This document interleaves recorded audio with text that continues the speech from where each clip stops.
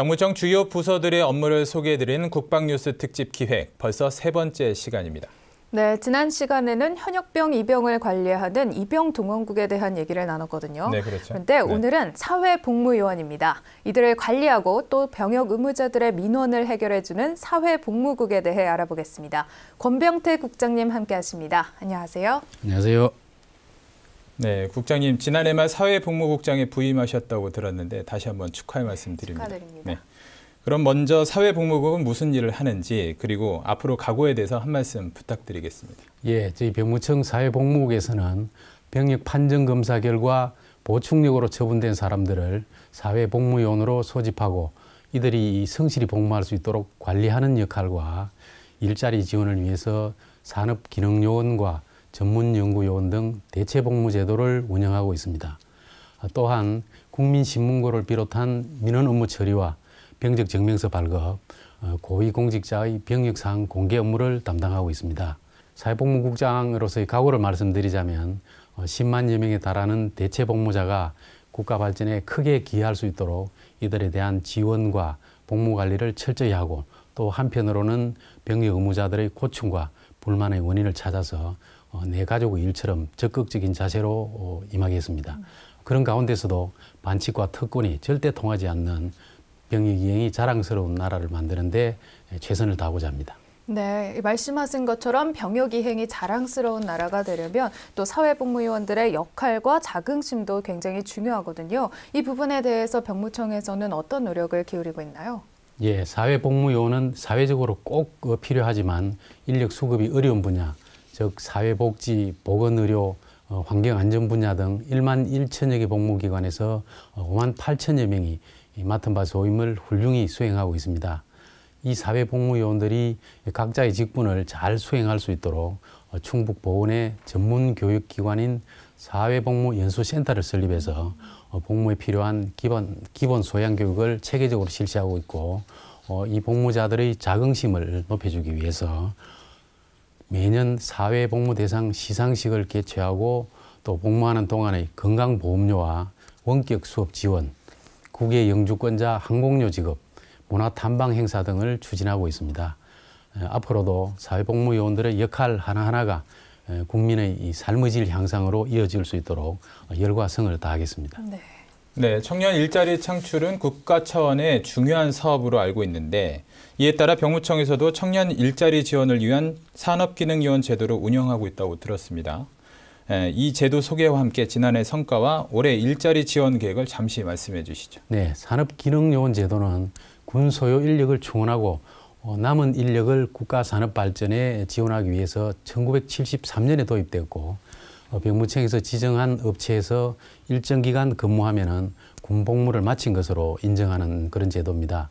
이 제도 운영으로 지난해에는 1만 3천여 명의 청년들이 취업하는 성과가 있었고 또 올해에도 근로 여건이 우수한 업체를 선정해서 15,000명까지 확대 운영함으로써 청년 취업을 적극 지원하고자 합니다. 네. 최근 인기 연예인이 허리 디스크가 있었는데 이걸 수술까지 하고 입대를 해서 굉장히 긍정적인 여론이 형성됐거든요. 네. 근데 또 연예인들뿐만 아니라 우리 일반인들의 경우에도 이런 자원 병역 이행을 북돋아주기 위한 프로젝트가 있다고 하던데요. 네, 바로 슈퍼 국거리 만들기 프로젝트입니다. 시력이나 체중으로 보충력이나 면제를 받은 사람 중에서 입영을 희망하는 사람에게 무료로 치료를 지원하여 병역 이행을 돕고 있습니다. 지난해 기준으로 59개의 병원과 체중 조절 기관에서 후원해 주시고 43명이 무료로 치료를 받고 현재까지 28명이 현역병으로 입영하는 성과를 거두었습니다. 올해도 이 사업을 더욱 활성화하여 병역이 자랑스러운 대한민국을 위해 부지런히 뛰겠습니다. 네. 병무청이 올해에도 민원 서비스 평가 최우수 기관으로 선정됐는데요. 국장님, 그 비결이 뭡니까? 예, 중앙행정기관 최초로 7년 연속 최우수 기관에 선정되었습니다. 이것은 전 직원이 합심해서 국민 중심의 맞춤형 서비스를 실천한 결과라고 생각합니다. 예컨대 민원인의 고충이나 불만이 접수되면 병무민은 서비스 닥터팀이 회의를 소집하고 근본 원인을 진단합니다. 그리고 해결 방안을 모색합니다. 특히 생계가 곤란하거나 거동이 불편해서 특별한 배려가 필요하신 분들은 병무청 직원들이 직접 방문해서 안내하고 또 민원을 처리해주고 있습니다. 저희 병무청에서는 올해에도 국민이 공감하고 체감하는 민원 서비스를 적극 추진해서 8년 연속 최우수 기관 선정에 도전하겠습니다. 네, 얼마 전 평창 동계올림픽이 성황리에 끝났습니다. 메달을 수상하신 분들 중에는 이 체육요원으로 편입되는 사람들도 있다던데 이건 어떤 제도인가요? 예, 이 제도는 올림픽과 아시안 게임을 통해서 국위 선양에 기여한 사람을 체육요원으로 편입하여 병력 업무를 대체 수행하는 제도입니다. 1973년도에 이 제도가 도입된 이래 지금까지 932여 명이 편입되어 복무를 마쳤습니다.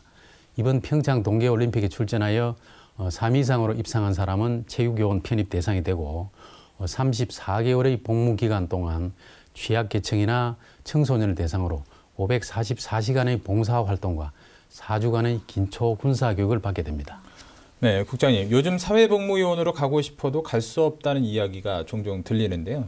이에 대한 대책이 있으시다면 어떤 대책이 있을까요? 예, 사회복무요원의 소집 적체를 조기에 해소하기 위해서 장기대기 사유 면제 처분 기간을 올해부터 4년에서 3년으로 단축했고 산업기능요원도 지난해 7,000명에서 올해는 9,000명으로 대폭 늘렸습니다.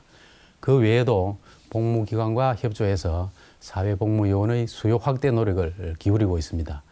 앞으로 병역 판정검사 규칙과 병역 처분 기준 재검토 같은 다양한 방법을 강구해서 조기에 소집 적체가 해소되도록 하겠습니다.